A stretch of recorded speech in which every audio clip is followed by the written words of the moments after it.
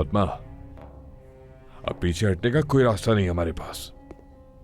बस ये पता रखना होगा कि वो वापस कब आता है, बस इतना सा है। इसका जायका मेरा गला खराब कर रहा है। मेरे लिए कुछ और नहीं मंगवा सकते क्या? अरे तुम भी ना। वेटर,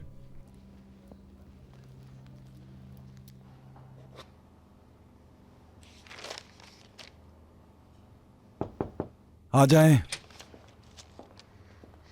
ये रही वो फाइल्स जो आपने मंगवाई थी सर। बहुत शुक्रिया।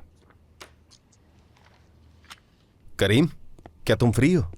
आओ हसन, आओ। क्या कुछ और चाहिए सर? क्या तुम चाय पीना पसंद करोगे? बिल्कुल पीऊंगा। ठीक है, हमारे लिए चाय ले आओ जैनब। जी ठीक है। बहुत शुक्रिया।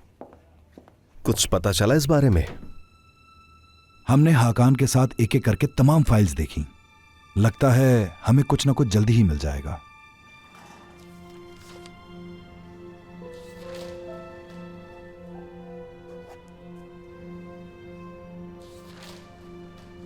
ये मामला मैं भी देख रहा हूं।